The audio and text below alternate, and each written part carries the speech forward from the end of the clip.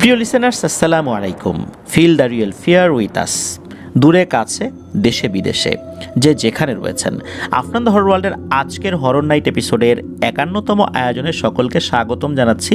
আমি আফনান। আশা করি সবাই ভালো আছেন, সুস্থ আছেন। প্রিয় লিসেনার্স, আপনারা জেনে আনন্দিত হবেন যে এবার অমর 21 বই মেলায় আমাদের দুটি বই প্রকাশিত হতে চলেছে। একটি বই হরর থ্রিলার ধর্মী। এই বইটির মাধ্যমে আমরা আমাদের এই চ্যানেলে প্রচারিত খুবই জনপ্রিয় একটি ঘটনা ফুটিয়ে তুলতে চেষ্টা করেছি, আর এর জন্য আমাদেরকে অনেক পরিশ্রম করতে হয়েছে। প্রিয় লিসেনার্স, অন্তরালে অনেক দুর্ধর্ষ বীর যোদ্ধা রয়েছে যাদের কথা আমরা কজনই জানি। আমাদের লোকচক্ষুর অন্তরালে থেকেই তারা এই সমগ্র পৃথিবীকে রক্ষা করার জন্য কাজ করে যাচ্ছেন। অনেকেই শহীদ হয়ে যাচ্ছেন, কিন্তু তাদের কথা আমরা জানি না। প্রিয় লিসেনার্স, আপনারা জানেন যে ইয়াসার নামে একটি ঘটনা আমরা পেয়েছিলাম সৌমিত্র রয়ের কাছ থেকে। এই ঘটনাটি মূলত ছিল শরীয়তপুরের গোসাইরহাট উপজেলার। সেটাকে যখন আমরা আমাদের চ্যানেলে প্রচার করলাম, এরপর অনেকেই বিভিন্ন জায়গা থেকে অনুরোধ করেছিলেন যে এই ঘটনাটিকে স্থায়ী রূপ দেওয়ার জন্য কি করা যায়। তখন আমরা চিন্তা করলাম, এটিকে যদি আমরা থ্রিলার আকারে নিয়ে আসি, সেটা শহীদ ইয়াসারের প্রতিও সম্মান জানানো হবে। ওই দৃষ্টিকোণ থেকেই আমরা এটা নিয়ে কাজ শুরু করি। আলহামদুলিল্লাহ, শহীদ ইয়াসারের উপরে আমরা যেই হরর থ্রিলারটা তৈরি করেছি, আমি আশা করব এই ইয়াসার বইটি পড়ার পর আপনাদের সকলের কাছে এক অনন্য অনুভূতি জাগাবে। আত্মত্যাগ, মানুষের জন্য, জিন জাতির জন্য, সকলের কল্যাণের জন্য কিভাবে একটি জীবন চলে যেতে পারে। জীবন চলে গেলেও শহীদেরা জীবিত। প্রিয় লিসেনার্স, আশা করছি ইয়াসার বইটি খুব তাড়াতাড়ি রকমারিতে আপনারা পেয়ে যাবেন, আর বইমেলায় প্রান্ত প্রকাশনের স্টলেও আপনারা পেয়ে যাবেন। আমরা আনুষ্ঠানিক ঘোষণা দিলে তখনই শুধু এই জিনিসগুলো আপনারা পাবেন। আশা করছি অল্প কয়েকদিন সময় লাগবে, এই সময়টুকু আপনারা দেবেন। এছাড়া আরও একটি বই আসছে।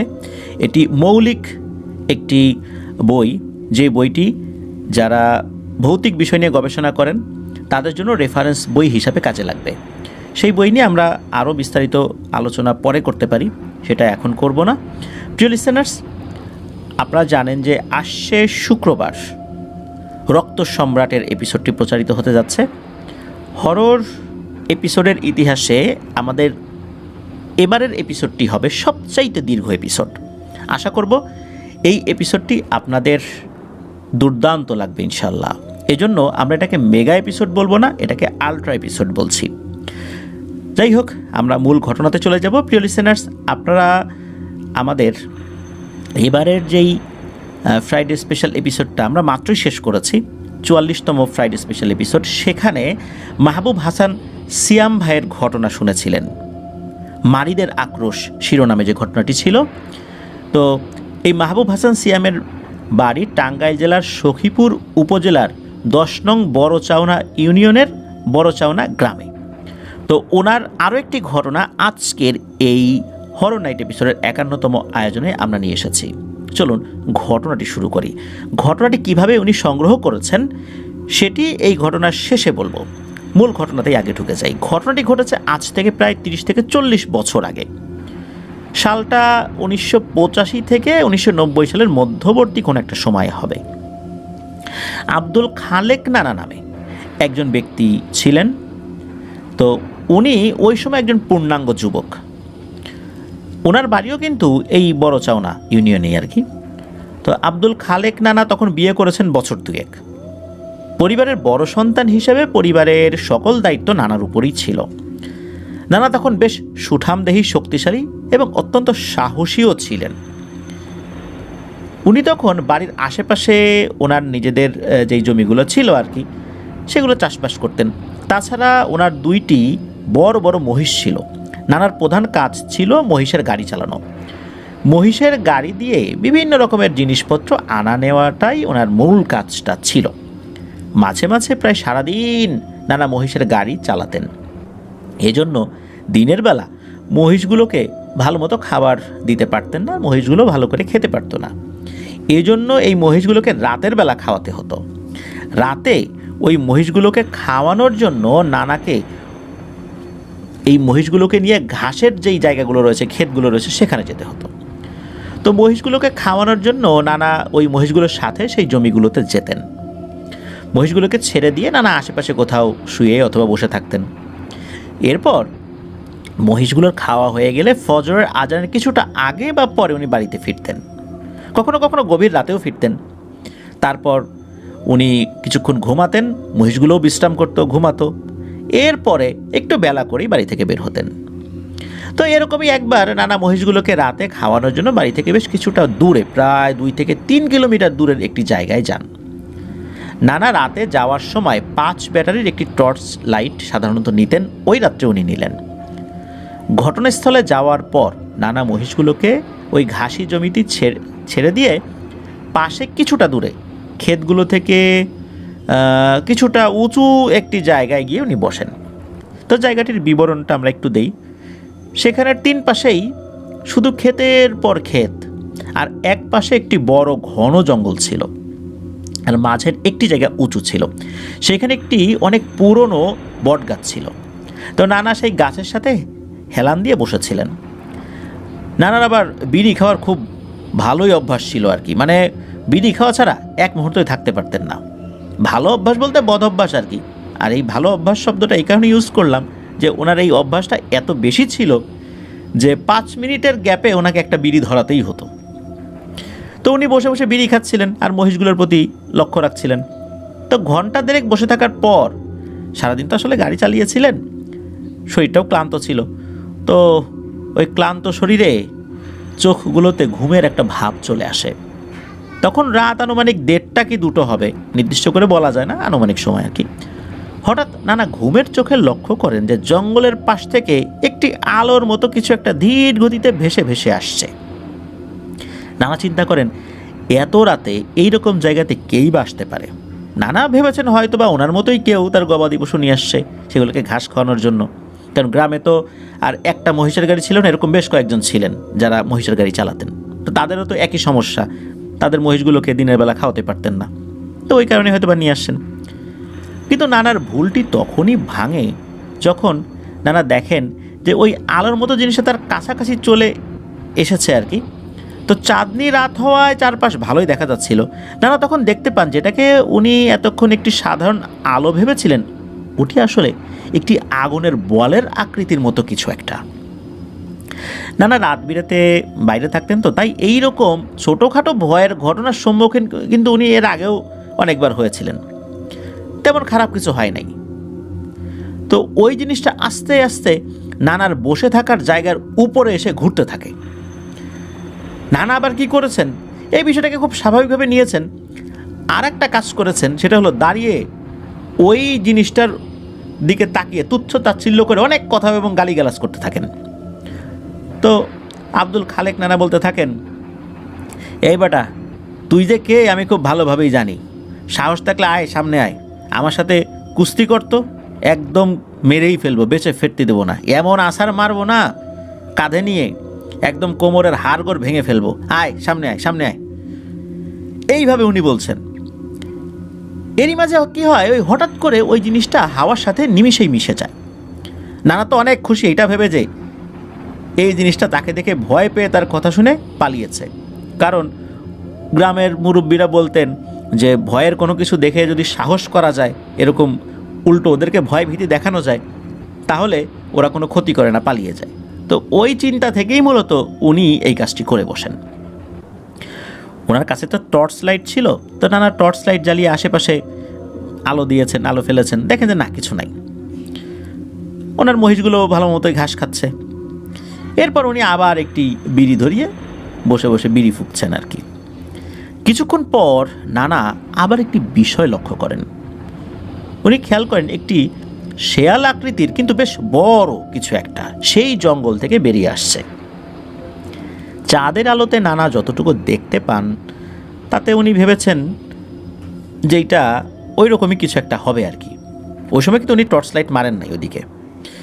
উনি খেয়াল করেন যে ওই জিনিসটা আস্তে আস্তে তার দিকে এগিয়ে আসছে। যত এগিয়ে আসছে মনে হচ্ছে এক এক সময় এক এক আকৃতি ধারণ করছে। একটু এগিয়ে আসার পর ওনার কাছে মনে হলো এটা একটা বড় গরুর আকৃতির ধারণ করেছে। নানা এবার কিছুটা ভয় পেলেও সাহস ধরে রেখেছিলেন। ওই জিনিসটা আরেকটু সামনে আসতেই বড় একটা সাদা ঘোড়ায় রূপ নেয়। এইভাবে তার কাছে আসতে আসতে বেশ কয়েকবার রূপ পরিবর্তন করতে থাকে। একবার বড় এক আকৃতির একটা কুকুরের রূপও ধারণ করেছিল। নানা এইবার খেয়াল করেন যে তার মহিষগুলো বেশ এলোমেলোভাবে ছোটাছুটি শুরু করেছে। তো নানা চিন্তা করেন যে এই মহিষগুলোর কাছে গিয়ে সেগুলোকে একটু শান্ত করি, কিন্তু না, মনে হচ্ছিল নানা ওখান থেকে নড়তেই পারছেন না। এরই মধ্যে কি হয়, নানা খেয়াল করেন যে ওই সাদা ঘোড়ার আকৃতিটা তার কাছে আসতে আসতে 20 থেকে 25 হাত দূরে চলে আসছেন। এইবার ওই সাদা ঘোড়া কি করে, একটা বামন আকৃতির মানুষের মতো রূপ ধারণ করে। ওইখানে এসে ওই জিনিসটা থেমে যায়। বেশ কিছুক্ষণ একইভাবে দাঁড়িয়ে থাকে, কোনো নড়াচড়া নাই, মনে হচ্ছে একটা মূর্তি দাঁড়িয়ে আছে। নানাও এটার সামনে একদম চুপচাপ হয়ে দাঁড়িয়ে আছেন, নড়তে চড়তে পারছেন না। এদিকে ওনার হাতে যে একটা জ্বলন্ত বিড়ি রয়েছে সেটাও পুড়তে পুড়তে ওনার নখ পর্যন্ত চলে আসছে, কিন্তু উনি সেটা ফেলতেও পারছেন না, মনে হচ্ছে ওনার শরীরটা একদম ফ্রিজ হয়ে গিয়েছে। তো নানা এটা দেখছেন। হঠাৎ করে কি হয়, ওই জিনিসটা সা করে উপরের দিকে লাফ দেয়, মানে উপরের দিকে উঠে, একদম রকেট যেভাবে উপরের দিকে উঠেছে ওই রকমভাবে। এরপর নানা শরীরে শক্তি ফেরত পান। উনি তখন কি করেছেন, দ্রুত ওনার টর্চ লাইটটা হাতে নিয়েছেন। হাতে নিয়ে ওই জিনিসটা কোন দিকে গেল এটা দেখার চেষ্টা করছেন। উপরের দিকে আলো ধরে নেন, উপরে তো শূন্য, মানে আকাশ তো একদম ফাঁকা, আকাশে তো আর দেখা যাচ্ছে না। উনি আশেপাশে একটু আলো ফেলে দেখার চেষ্টা করেছেন, কিন্তু না, ওই জিনিসটা আর কোথাও তার চোখে পড়ছে না। তো নানা ওই সময় একটু ভয় পেয়েছিলেন। উনি সিদ্ধান্ত নেন যে আর বেশিক্ষণ দেরি করা যাবে না, মহিষগুলোকে নিয়ে বাড়ির দিকে রওনা দিই। উনি এই ভেবে ওই বট গাছটার নিচে আবার এসে বসেছেন, কারণ মহিষগুলো ওই যে ভয়ে দৌড়াদৌড়ি করেছিল, চিন্তা করলেন যে ওগুলো আবার একটু শান্ত হয়ে কাছে আসুক, তখন ওগুলোকে নিয়ে যাবেন। এজন্য উনি 5 মিনিট বা 10 মিনিট একটু বসে তারপর যাবেন, এরকম চিন্তা করেছেন। তো ওনার শরীর কিন্তু মানে খালি ছিল, মানে খালি গায়ে ছিলেন উনি। হঠাৎ করে উনি উপলব্ধি করেন যে ওনার মাথা এবং শরীরে পিচ্ছিল জাতীয় কোনো কিছু উপর থেকে টপ টপ করে পড়ছে এবং খুবই তীব্র দুর্গন্ধ ওনার নাকে আসছে। তো নানা কী করেছেন, সেই গাছটির নিচে বসে উপরের দিকে তার হাতে থাকা লাইটের আলো ফেলেছেন। এই আলোটি ধরার সাথে সাথে নানা যেই বিষয়টি দেখতে পান সেটি দেখে নানার শরীরের সব লোম দাঁড়িয়ে যায় ভয়ে। নানা শুধু ওই টর্চ লাইট ধরে উপরে পাথরের মতো তাকিয়েই রয়েছেন। উনি দেখতে পান বামন আকৃতির মানুষের মতো কিছু একটা গাছের সাথে উল্টো হয়ে বাদুরের মতো ঝুলে আছে এবং একভাবে নানার দিকে বড় বড় চোখ করে তাকিয়ে আছে। তার শরীরের রং এতই কালো ছিল যে টর্চ লাইটের আলো পড়ার পর চিক চিক চিক চিক করছিল, আর তার শরীরটা ভেজা মনে হচ্ছিল। ওই ভেজা শরীর থেকেই টপ টপ করে এই পিচ্ছিল জাতীয় জিনিস নানা শরীরে পড়ছিল। আর এই জিনিসটার নাকটা একদম সমান ছিল এবং নাকের জায়গায় 2টি ছিদ্র রয়েছে এবং বিশ্রীভাবে দাঁত বের করে মনে হচ্ছে হাসছে, কিন্তু হাসির কোনো শব্দ হচ্ছে না। এখন নানা এটা দেখে তো একদম স্থির হয়ে গিয়েছেন। নানা বুঝতে পারেন যে তিনি খারাপ একটা জিনের পাল্লায় পড়ে গিয়েছেন। এরপর নানার যখন হুঁশ আসে তখন তিনি সূরা কালাম পড়ার চেষ্টা করতে থাকেন, কিন্তু বারবার ভুল হয়ে যাচ্ছিল। ভয়ে উনি ঠিকঠাক মতো পড়তে পারছিলেন না। হঠাৎ করেই ওই জিনিসটা নাকি সুরে বলে ওঠে, হ্যাঁ রে খালেক, তোর দেখি অনেক সাহস, অনেক শক্তি না? তুই পায়ে পা দিয়ে আমার সাথে ঝগড়া বাঁধালি। আমি কি তোর চলার পথে কোনো বাধা সৃষ্টি করেছিলাম? আমি কি তোর কোনো ক্ষতি করেছিলাম? তুই গায়ে পড়ে আমার সাথে লড়াই করতে চাইলি। আয় দেখি কার শক্তি বেশি। তুই যখন আমার সাথে লড়াই করতে চাইলি ইচ্ছাকৃতভাবে, এখন তো আমার সাথে লড়াই না করে তুই যেতে পারবি না। এই বলে ওই জিনিসটা খুব দ্রুত মাথা নিচের দিকে দিয়ে ওই গাছ বেয়ে বেয়ে নিচে নেমে আসতে থাকে। নানা তখন শরীরে একটু শক্তি ফেরত পান। নানা এক লাফ দিয়ে গাছের নিচ থেকে কিছুটা দূরে চলে যান। নানা ভেবে নেন আজ হয়তো ওনার জীবনের শেষ রাত। চিন্তা করেন যে বাঁচতে হলে এখান থেকে পালাতে হবে, আর এই জিনিসটাকে যদি মোকাবেলা করতেই হয়, সাহসের সাথে মোকাবেলা করতে হবে। তো উনি পালানোর চেষ্টা করছিলেন, উনি যেদিকে যেতে যান ওই জিনিসটা সামনে চলে আসে, আবার ঘুরে অন্যদিকে যেতে যান সামনে চলে আসে। এরপর উনি ভাবলেন যে এটার সাথে এখন মোকাবেলা না করে ওনার কোনোভাবেই বাড়িতে যাওয়ার পথ নাই। নানা এটাও খেয়াল করেন যে এই জিনিসটার উচ্চতা সর্বোচ্চ 3 ফুট বা আরও যদি বেশিও হয় 3.5 ফুটের কোনোভাবেই বেশি হবে না। তো এই চিন্তা করতে করতেই ওই জিনিসটা নানার উপর আক্রমণ করে বসে। নানা কোনো উপায় না পেয়ে ওই জিনিসটাকে জোরে জাপটে ধরার চেষ্টা করে, কিন্তু কোনোভাবে ওই জিনিসটাকে উনি ধরে রাখতে পারছিলেন না, কারণ এই জিনিসটার শরীর অত্যন্ত পিচ্ছিল ছিল। একরকমভাবে বলাই যায় যে ওই জিনিসটাকে ধরে রাখার কোনো সামর্থ্যই তার ছিল না।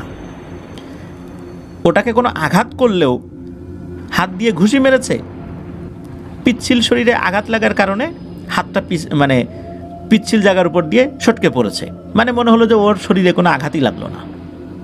আর এটা শরীর থেকে এমন দুর্গন্ধ আসছিল, ওটাকে ধরে রাখাটাই তার জন্য একটা বড় চ্যালেঞ্জ ছিল। কোনোভাবেই ওটাকে ধরেও রাখতে পারছিলেন না, বিভিন্ন কারণ। প্রথমত পিচ্ছিল ছিল, তারপর দুর্গন্ধ, আর এদিকে ওই জিনিসটা নানাকে বারবার আঘাত করতেই থাকে। তো তাদের লড়াই এরকম চলতে থাকে অনেক সময় ধরে। একটা পর্যায়ে নানা অনেক আহত হয়ে যান, তার শরীরে বিভিন্ন জায়গায় কাটাকাটি হয়ে খুবই বাজে অবস্থা।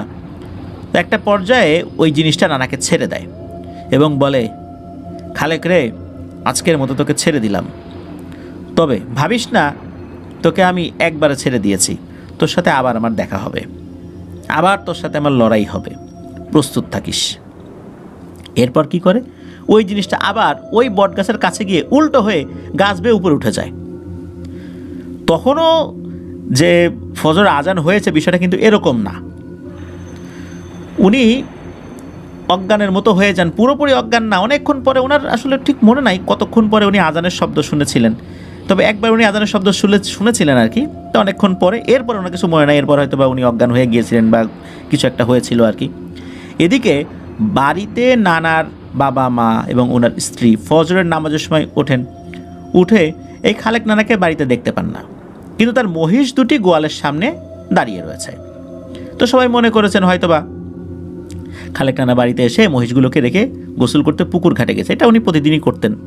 তো এরকম চিন্তাভাবনা করে সবার কাজ সবাই করছেন আর কি। কিন্তু এই খালেক নানার স্ত্রী, উনি পরবর্তীতে ওনার শ্বশুর শাশুড়ি খালেক নানার মা বাবাকে বলতে থাকেন যে আপনাদের ছেলে তো আসেই নাই বাড়িতে, সে তো প্রতিদিন আসে, দেরি করে হলেও আসে, কিন্তু বাড়িতে তো সে আসে নাই, সে তো বাসায় ফেরে নাই, গোসল করে আসলে তো সে চলে আসবে। তো এই কথা শুনে খালেক নানার মা বাবা খুব চিন্তায় পড়ে যান। গোসল করতে তো এত সময় লাগার কথা না। তো খালেক নানার বাবার নাম ছিল মোহাম্মদ ইউনুস মিয়া। তো এই মোহাম্মদ ইউনুস মিয়া পুকুর ঘাটের দিকে এগিয়ে যান নানাকে খোঁজার উদ্দেশ্যে, কিন্তু ইউনুস মিয়া পুকুর ঘাটে গিয়ে খালেক নানাকে তো দেখতে পান না, সেখানে কোনো মানুষজনও নাই। এরপর ইউনুস মিয়া চিন্তিত হয়ে বাড়িতে ফেরত আসেন এবং পরিবারের সদস্যদেরকে বিষয়টি জানান। ইউনুস মিয়া মহিষগুলোর কাছে যান এবং গিয়ে দেখেন মহিষগুলোর গলায় কোনো রশি নেই। এমন তো হওয়ার কথা না।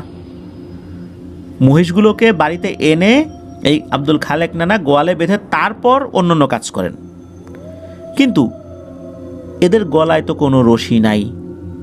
তার মানে হচ্ছে এই মহিষগুলো এমনিতেই চলে এসেছে, আব্দুল খালেক নানা বাড়িতে আসেন নাই। ইউনুস মিয়া বুঝতে পারেন তার ছেলের কোনো একটি বিপদ হয়েছে, তা না হলে তো এরকমটা হওয়ার কথা না। এদিকে চারপাশে ভোরের আলো তো ফুটে গিয়েছে ভালো করেই। তখন আব্দুল খালেক নানার পরিবার সহ গ্রামের আরও মানুষ মিলে নানাকে চিৎকার করে ডাকাডাকি করতে থাকেন। গ্রামের সব জায়গাতে তন্ন তন্ন করে খুঁজতে থাকেন। সকাল গড়িয়ে দুপুর হয়ে যায়, কিন্তু খালেক নানাকে আর খুঁজে পাওয়া যায় না। খালেক নানার বাবা ইউনুস মিয়া সবাইকে ডাক দিয়ে বলেন যে খালেক তো মূলত রাত্রে 3টা জায়গায় ওর মহিষগুলোকে খাবার খাওয়াতে নিয়ে যেত, তোমরা সবাই ভাগ ভাগ হয়ে দল বানিয়ে সেই জায়গাগুলোতে যাও আর খোঁজ করে দেখো। এর মধ্যে একটা দলে এই খালেক নানার বাবা মোহাম্মদ ইউনুস মিয়াও ছিলেন। তো ইউনুস মিয়ার কথা মতো সবার মধ্যে থেকে 8-10 জন করে ভাগ হয়ে সেই জায়গাগুলোতে যান। তো এই নানা যেখানে অজ্ঞান হয়ে পড়েছিলেন সেইখানেও একটি দল আসে। তারা দূর থেকে দেখতে পায় কেউ যেন উল্টো হয়ে পড়ে আছে। তারা সবাই দৌড়ে সেখানে আসেন, এসে দেখেন এই আব্দুল খালেক নানা অজ্ঞান হয়ে পড়ে আছেন। তারা দেখতে পান যে আব্দুল খালেক নানার শরীরে অনেক আঘাতের চিহ্ন রয়েছে। এরপর খালেক নানাকে বাড়িতে নিয়ে আসা হয়। নানা প্রায় 4 দিন অজ্ঞান অবস্থাতেই ছিলেন। বাড়িতে ডাক্তার কবিরাজ এনেও নানার জ্ঞান ফেরানো যাচ্ছিল না। 4 দিন পর নানার জ্ঞান আসে। নানা শুরুতে কোনো কথাই বলতে পারছিলেন না। বেশ কিছুক্ষণ পর এই আব্দুল খালেক নানা অস্পষ্ট ভাষায় কথা বলতে থাকেন। পরে মোটামুটি সুস্থ হতে আরও 2 দিন সময় লেগে যায়। তারপর নানা তার সাথে ওই রাত্রে যেই ঘটনা ঘটেছিল সেই ভয়ঙ্কর ঘটনাটি সবাইকে খুলে বলেন। আব্দুল খালেক নানার বাবা যদিও এই বিষয়গুলো টুকটাক কিছু জানতেন, কিন্তু তিনি বুঝতে পারেন যে এটি একটি বড় সমস্যা। তাই তিনি কোনো বড় কবিরাজ খুঁজতে যান।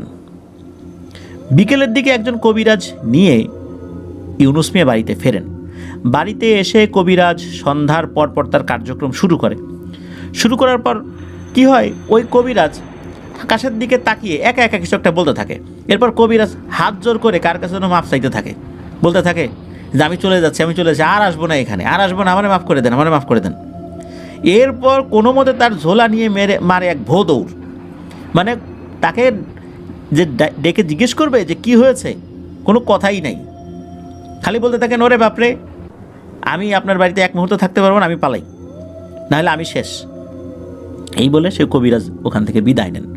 তো আব্দুল খালেক নানার বাবা মোহাম্মদ ইউনুস মিয়া উনি তো বুঝতে পেরেছিলেন যে এটা একটা জটিল সমস্যা। কারণ হচ্ছে এটা যদি সাধারণ সমস্যা হতো তাহলে ওই যেই অবয়বটা, ওই অবয়বটা বলতো যা আজকের মতো বেঁচে গেলি, আর কখনো এই কাজ করবি না। কিন্তু ওই অবয়বটা বলেছিল তোর সাথে আবার দেখা হবে, আবার লড়াই হবে। এই জন্যই মূলত এই সমস্যাটা জটিল ছিল। আর এই কবিরাজ আকাশের দিকে মুখ করে সে মাপটাপ চেয়ে দিল, তার ঝোলা নিয়ে এক দৌড়, এই বিষয়টা তো আরও জটিল। তো এইদিকে কি হচ্ছে, আরও কিছু সমস্যা দেখা দিল। এই সমস্যাটা শুধু আব্দুল খালেক নানাই ফেস করতেন। উনি যখন বাড়ি থেকে বাইরে বের হতেন দিনের বেলাতে, তখন খুব একটা সমস্যা হতো না। কিন্তু সন্ধ্যার পরপরই শুরু হতো সমস্যা। সন্ধ্যার পরপরই ওই যে কালো কুচকুচে অবয়বটাকে বিভিন্ন জায়গায় দেখতে পেতেন, যেখানেই যেতেন সেখানেই দেখতে পেতেন। এমনকি ওয়াশরুমে গেলেও ওয়াশরুমের বাইরে ওই জিনিসটাকে দেখা যেত। ওয়াশরুমের দরজার যেই ছিদ্র ছিল সেদিকে তাকালেই দেখা যেত ওই জিনিসটা ওয়াশরুমের চারদিকে ঘোরাফেরা করছে। আর তীব্র দুর্গন্ধ তো সবসময় উনি অনুভব করতেন। কিন্তু ওই জিনিসটা তখনও তার উপর আক্রমণ করছিল না, কিন্তু খালি দেখা দিত। এদিকে আব্দুল খালেক নানার বাবা মোহাম্মদ ইউনুস মিয়া উনি একটি বড় আলেমের সন্ধান পান এবং সেই আলেমের সাথে সাক্ষাৎ করেন এবং তার ছেলের সাথে ঘটে যাওয়া এই ব্যাপারটা বিস্তারিতভাবে ওনাকে বলেন। তো ওই আলেমের নাম ছিল মৌলানা মোহাম্মদ ইউসুফ। এলাকার লোকজন তাকে ইউসুফ হুজুর বলেই ডাকতেন। তো ইউসুফ হুজুর জিন তাড়ানোর বিদ্যা শিখেছিলেন তার দাদার কাছ থেকে। তো তার দাদা ছিলেন ওই সময়ের খুব বড় একজন রাকি এবং আলেম। এই ইউসুফ হুজুর তার এলাকার জামে মসজিদের ইমামতির দায়িত্ব পালন করতেন। তার অনেক নামডাক ছিল ওই সময়টাতে। শোনা যায় সে সময় এলাকার কারো উপর যদি জিন ভর করতো তাহলে শুধু এই ইউসুফ হুজুরের নাম শুনলেই কোনো শর্ত ছাড়াই সেই জিন পালিয়ে যেত। তো খালেক নানার এই বাবা উনি ছেলের এই সমস্যাটি দূর করার জন্য বা এই সমস্যাটি থেকে কীভাবে মুক্তি পেতে পারে এই আশায় এসেছিলেন ইউসুফ হুজুরের কাছে। তো ইউসুফ হুজুর বিষয়টি শোনার পর উনি এই সমস্যার সমাধান করার জন্য রাজি হয়ে যান। এরপর ইউসুফ হুজুর আর এই যে আব্দুল খালেক নানার বাবা ইউনুস মিয়া ওনারা দুজন মিলে বাড়ির দিকে রওনা দেন এবং কিছু সময় পর বাড়িতে চলেও আসেন। যদিও বা সেই হুজুরের বাড়ি থেকে এনাদের বাড়ির দূরত্ব বেশ ভালোই ছিল, পায়ে হেঁটে আসতেও ঘন্টাখানেক লেগে যেত। মাঝখানে প্রায় 4-5 গ্রাম পাড়ি দিয়ে আসতে হতো আর কি। তো হুজুর প্রথমে এসেই থমকে যায় ওই বাড়িতে ঢোকার সাথে সাথে আর কি, এবং উনি চিন্তাগ্রস্ত হয়ে পড়েন। হুজুরের এই চিন্তায় আচ্ছন্ন মুখটি দেখে ইউনুস মিয়া জানতে চান আসলে বিষয়টা কী। কারণ ইউনুস মিয়া টুকটাক জানতেন ঝাড়ফুঁক কবিরাজি, কিন্তু জটিল বিষয়গুলো সমাধান করতে পারতেন না। হুজুর বলেন যে আপনার ছেলে যেই বিষয়টি ডেকে নিয়ে এসেছে সেটি তো একা একা আসার কথা না, এদেরকে আহ্বান না করলে এরা কখনোই আসে না। এই জিনিসটা তাড়াতে অনেক বড় বড় রাকি বা আলেমদেরকেও হিমশিম খেতে হয়, আমাকেও খেতে হবে বোঝা যাচ্ছে। এখন পুরো বিষয়টি না জানা পর্যন্ত এখনই এ বিষয়ে সিদ্ধান্ত দেওয়া যাচ্ছে না। এখন এটাকে কোনোভাবে হাজির করতে পারলে সব কিছু বলা যাবে, আর এটাকে হাজির করাটাও একটা চ্যালেঞ্জ। এই জিনিসগুলো সহজে হাজির হতে চায় না। এদিকে এই ইউনুস মিয়ার বাড়ি থেকে ইউসুফ হুজুরের বাড়ির দূরত্ব তো 4-5 গ্রাম পরে, আসা যাওয়া অনেক কষ্টকর। এই কারণেই এই ইউসুফ হুজুর সেদিন আব্দুল খালেক নানার বাড়িতেই থেকে যান। পরের দিন হুজুর এশার নামাজের পর আব্দুল খালেক নানাকে একটি জায়নামাজের উপর হুজুরের সামনে বসিয়ে হুজুর হাতে তসবিহ নিয়ে পবিত্র কোরআন থেকে আয়াত পাঠ করতে থাকেন। 10 থেকে 15 মিনিট আমল করার পরই এই আব্দুল খালেক নানার উপর ওই জিনটি আসর করে বা হাজির হয়। জিনটি উপস্থিত হয়ে বলে, ইউসুফ হুজুর, তুমি আমাকে ডেকেছ কেন? তুমি একজন সম্মানিত ব্যক্তি, আর তাই তোমার সম্মান রক্ষার্থে আমি চলে আসছি। আমাকে দুর্বল মনে করো না, তুমি কিন্তু আমাকে ভালো করেই চেনো, আমি চাইলে কি করতে পারি। হুজুর অত্যন্ত বিনীত কণ্ঠে ওই জিনটিকে উদ্দেশ্য করে বলেন যে হ্যাঁ, আমি জানি আপনি কে, আপনার শক্তি কত দূর, কিন্তু এই আব্দুল খালেকের মতো নিরীহ একটা লোককে এভাবে আপনি কেন কষ্ট দিচ্ছেন? তখন ওই জিনটি বলে, নিরীহ? ইউসুফ, তুমি জানো এই লোক আমাকে কি বলে? ও আমার সাথে লড়াই করতে চায়, আমার সাথে কুস্তি করতে চায়, আরও বলে আমি নাকি ওর সাথে কুস্তি করে বেঁচে ফিরতে পারবো না। আরও যে কত তুচ্ছ তাচ্ছিল্যমূলক কথা বলছে সেটা আমি আর তোমাকে নাই বললাম, এটা ওর কাছ থেকে শুনে নিও। আমি তো আমার রাস্তায় ছিলাম, ও যে ধরনের তুচ্ছ তাচ্ছিল্যমূলক কথাবার্তা বলছে, আমার মতো ক্ষমতা যদি তোমার থাকতো তুমি ওকে কি করতা সেটা আগে বলো, এরপর আমি কি করব না করব সেটা পরে বলবো। এই কথা শোনার পর তখন হুজুর বলে, আসলে ও এটা অন্যায় করেছে, ও তো আসলে আপনাকে চেনে না, বুঝতে পারে নাই, ওকে ক্ষমা করে দেন। তখন ওই জিনটা বলা শুরু করে যে না, এইভাবে তো ক্ষমা করব না, ওর মনের আশা আমি পূরণ করব। ও আমার সাথে কুস্তি করতে চায় না, ওর মনের আশা পূরণ করতে আমি ওর পিছনেও লেগেছি, আমি যে কি ওকে খুব ভালো করে বুঝিয়ে দেব। এরপর ইউসুফ হুজুর ওই জিনটাকে বলে যে আপনি ওকে ক্ষমা করে দেন, ওর পিছনে লাগবেন না। কিন্তু জিনটা কোনোভাবেই রাজি হচ্ছিল না।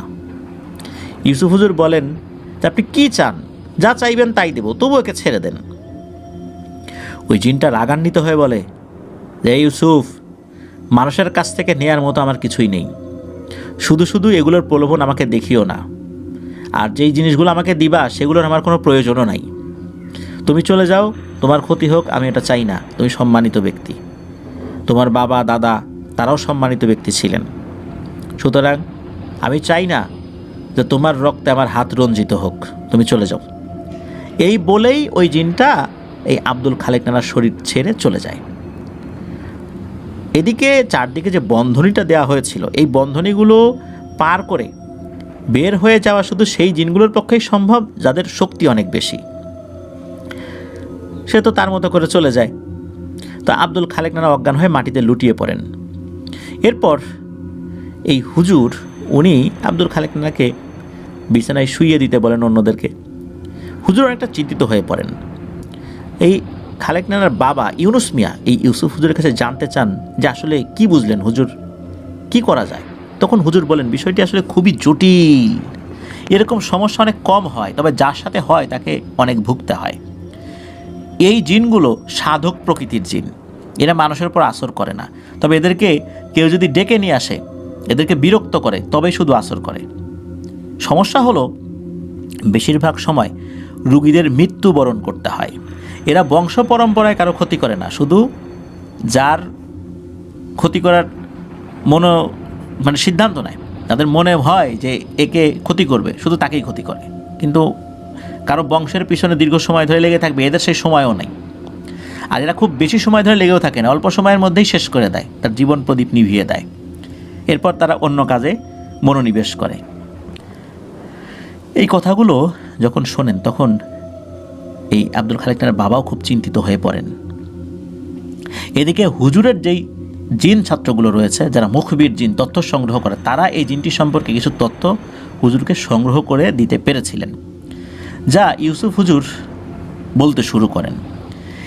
এই জিনটা নাকি শিলা প্রজাতির জিন, এরা বিভিন্ন রূপ ধারণ করতে পারে, কিন্তু এই শিলা প্রজাতির জিনরা খুব যে বেশি শক্তিশালী হয় তা কিন্তু না। কিন্তু এদের মধ্যে কিছু কিছু শিলা প্রজাতির জিন রয়েছে, এরা তাদের শক্তি বৃদ্ধির জন্য 1200 বছর, তার মানে 1200 বছর সাধনা করে থাকে। এদের হায়াত অনেক বেশি, আর এই সাধনার মাধ্যম দিয়েই এরা খুবই শক্তিশালী হয়ে ওঠে। এরা বংশগতভাবে বা জন্মগতভাবে অতটা শক্তিশালী না।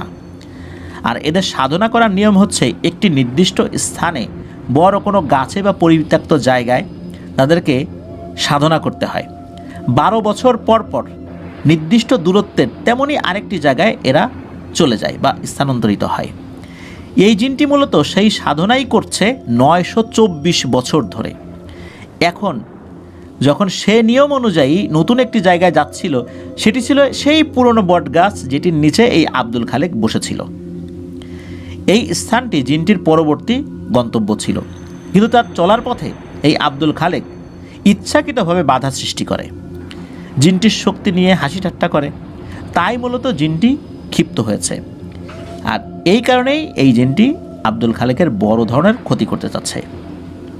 তখন হুজুর এও বলেন, এই জিনটি কোনো ধর্মই পালন করে না, না ইসলাম, না হিন্দু, না ইহুদি ধর্ম, না বৌদ্ধ ধর্ম, কোনোটাই করে না। যার ফলশ্রুতিতে কোনো পুরোহিত বা অন্য কোনো ধর্মের কোনো যাজককে দিয়ে যে এই কাজটি করানো যাবে, বিষয়টা এরকম না। এই কাজটা অত্যন্ত কঠিন কাজ। তবে আপনারা নিরাশ হবেন না, আমি আমার সর্বোচ্চ চেষ্টা দিয়ে কাজ চালিয়ে যাব, এই কথাটা হুজুর বলেন।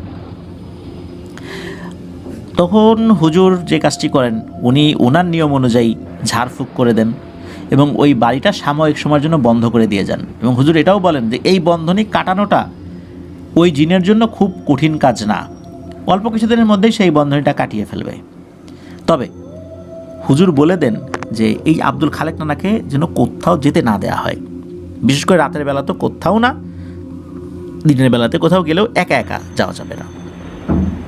আর হুজুর এটাও বলে দেন যে এই বিষয়টা সমাধান করার জন্য উনি ওনার ওস্তাদের সাথে দেখা করবেন, কিভাবে এই বিষয়টা সমাধান করা যায়। তো আব্দুল খালেক নানা এই মাঝের যে সময়টুকু, এই সময়টুকু যেন খুব মানে যেই ব্যাপারগুলো মেনে চলতে হবে, এগুলো যেন মেনে চলেন।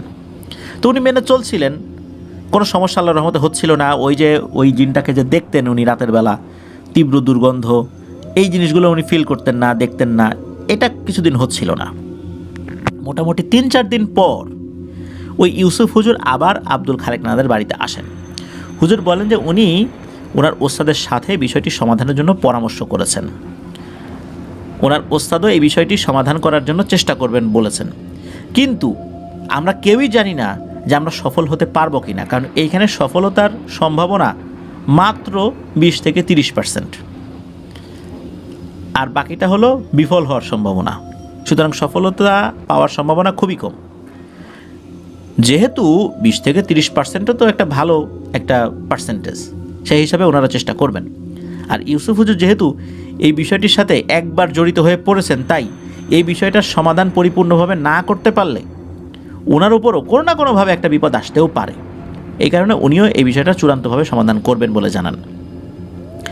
তবে এই ইউসুফ হুজুর ওস্তাদ ইউসুফ হুজুরকে এই জিনটা সম্পর্কে আরও কিছু তথ্য দিয়েছেন, যেটা ইউসুফ হুজুর ইউনুস মিয়াকে বলেন। ইউনুস মিয়া বলতে আব্দুল খালেক নানার বাবাকে আর কি। জানা যায় যে এই জিনগুলো সহজেই কারো ডাকে সাড়া দেয় না। এরা যার উপর একবার প্রভাব বিস্তার করে তাকে না মারা পর্যন্ত এরা যায় না।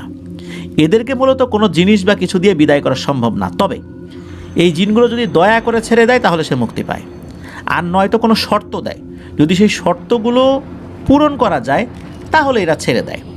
কিন্তু সেই শর্তগুলো অদ্ভুত প্রকৃতির শর্ত, মানে ওই যে গরু, ছাগল, হাঁস, মুরগি দিতে হবে এই টাইপের শর্ত না। এখন কী শর্ত দেবে এটা ওদের ইচ্ছা। তখন হুজুর বলেন দেখা যাক আজকে ডাকি কি হয়। হুজুর ইউনুস মিয়াকে অবগত করেন যে একটি ফাঁকা ঘর লাগবে যেখানে হুজুর তার সকল কার্যক্রম করবেন। সেই ঘরে হুজুর আব্দুল খালেক নানা এবং খালেক নানার বাবা সহ আরও 3 জন শক্তিশালী এবং সাহসী পুরুষ মানুষ রাখতে বলেন।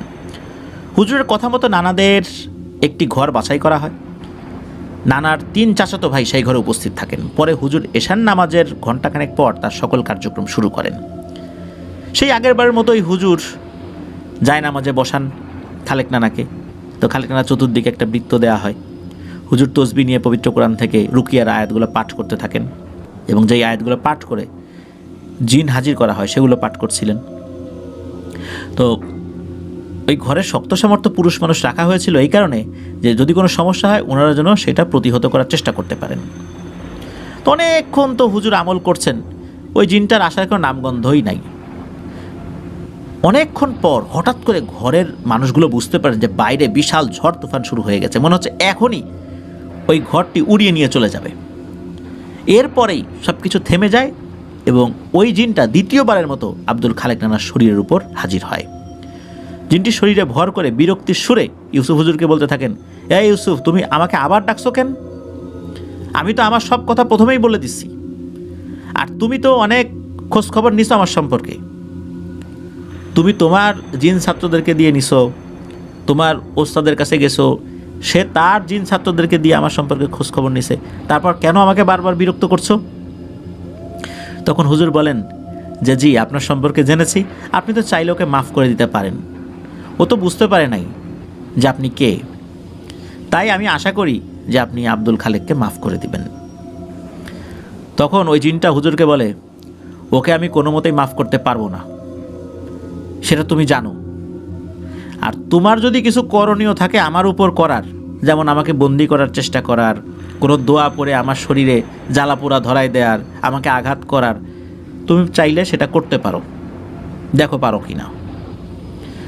হুজুর কিন্তু জানতেন যে এগুলো করে আসলে লাভ হবে না, এই জন্য হুজুর ওই জিনটির সাথে অনেক অনুনয় বিনয় করে কথা বলতে থাকেন।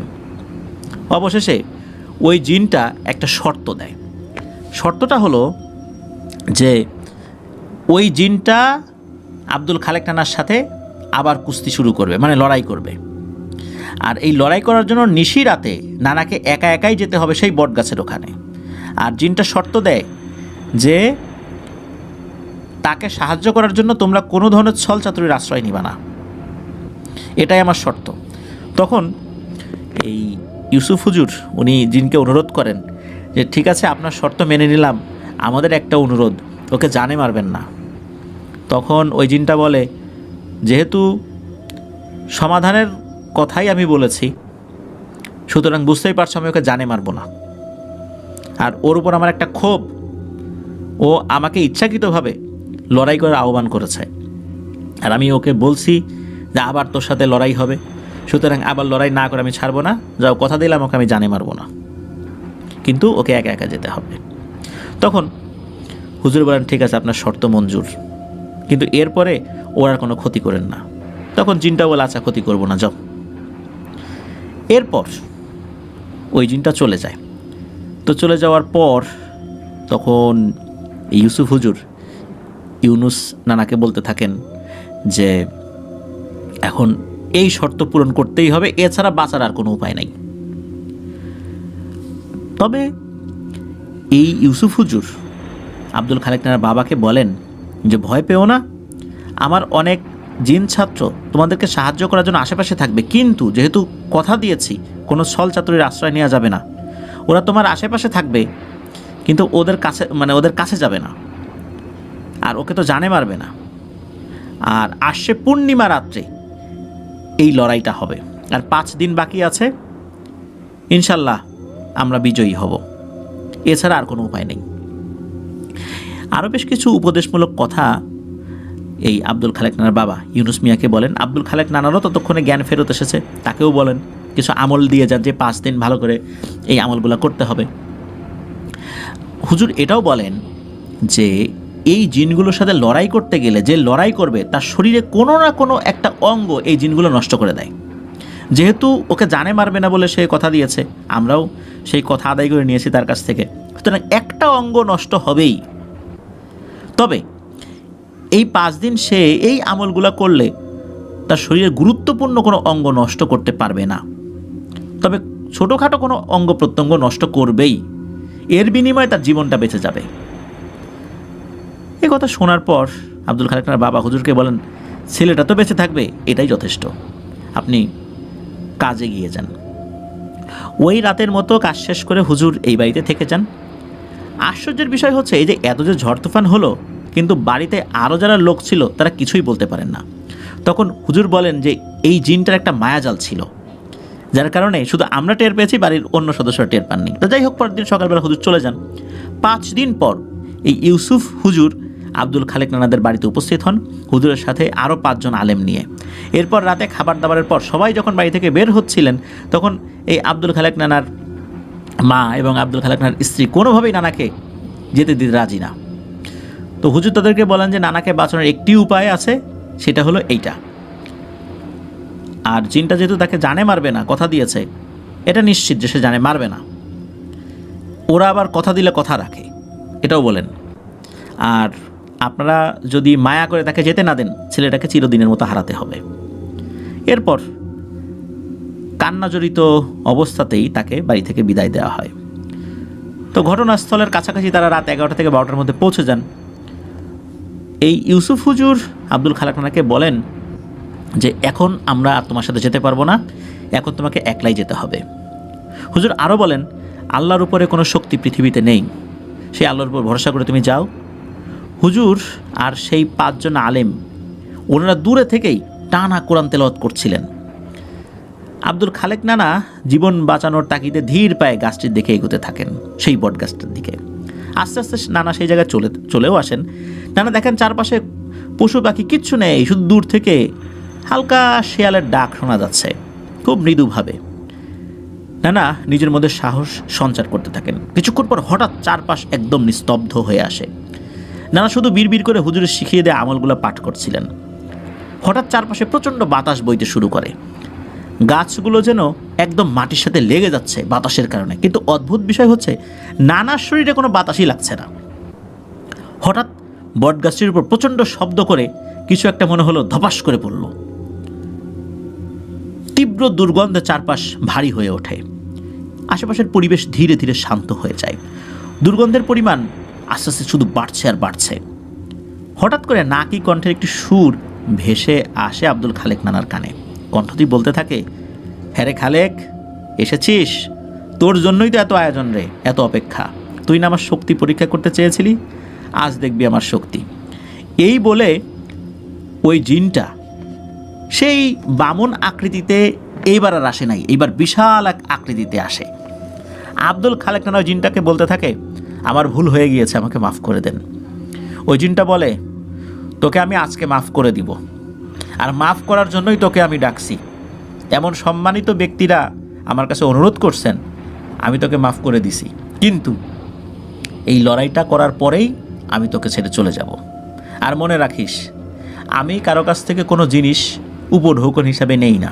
কেন নেই না? কারণ আমি সাধক জিন, আমার কোনো পরিবার নাই, আমি কোনো গোত্রের অধীনে থাকি না। এই জন্য অনেক জিনেরা যারা মানুষের কাছে অপমানিত হলে তার গোত্রের কাছে ফেরত যেতে পারে না, কোনো একটা ভোগ নিয়ে তারপর যায়। আমার কোনো গোত্র নাই, আমার কোনো পরিবার নাই, যার কারণে আমার এই পিছুটান নাই। এই জন্য আমি এসব জিনিস নেই না। এখন আমার সাথে তো লড়াই করতে হবে, এটাই সমাধান। ওই জিনটা নানার থেকে তখন 5 থেকে 6 হাত দূরে অবস্থান করছিল। এদিকে আগের মতো সেই বামন আকৃতির তো ছিল না, এবার ভয়ঙ্কর আকৃতি ছিল। এটা দেখে তো নানার শরীর পাথরের মতো হয়ে গিয়েছে। নানা হঠাৎ করে দেখতে পান যে এই জিনটা এক আনা, হুবহু এটার মতো দেখতে আরও অনেকগুলো তার চারপাশ থেকে ঘেরাও করে ফেলেছে। নানা নিজের সমস্ত শক্তিটা দিয়ে সেটাকে মোকাবেলা করার জন্য দাঁড়িয়ে থাকেন। এরপর নানা দেখতে পান যে এই অবয়বগুলো বিশ্রীভাবে তার দিকে তাকিয়ে হাসছে। এরপর নানা দেখেন যে একটি জিন আরেকটি জিনের ভিতরে মিশে যাচ্ছে। প্রথমে 8টি জিন ছিল, এরপর 4টি হয়ে যায়, এরপর পুনরায় সেই একটির ভিতরেই সবগুলো মিশে যায়। এরপরই ওই জিনটা নানার উপর আক্রমণ করে বসে। নানাও জিনটির হাত থেকে বেঁচে থাকতে কিছুটা সময় চেষ্টা করতে থাকেন, তবে এবার 30 সেকেন্ডও নানা ওই জিনটার সাথে পেরে উঠছিল না। 30 সেকেন্ডের মধ্যে সেই লড়াই শেষ হয়ে যায়। জিনটা কি করে, নানার হাতের একটা আঙ্গুলে একটা কামড় দেয়।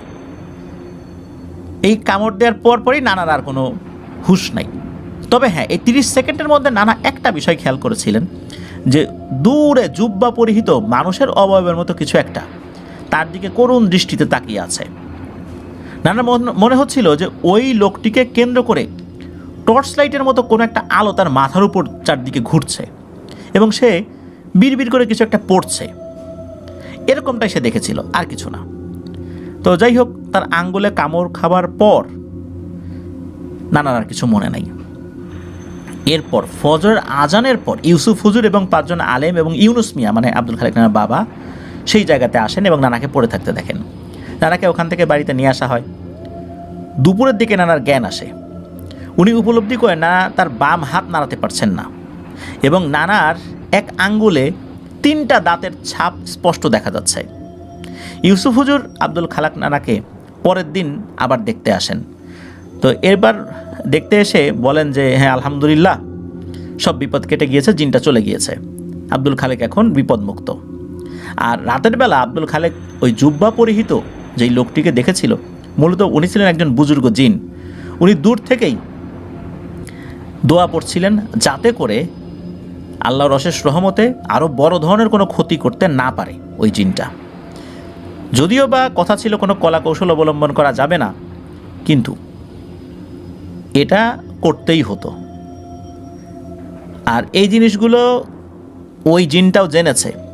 সে এই বিষয়ে আগে থেকে অবগত ছিল যে কিছুটা কলা কৌশল বা এই টাইপের জিনিস হবে, এই জন্য সে এই বিষয়ে কোনো ধরনের কোনো ভ্রুক্ষেপ করেনি।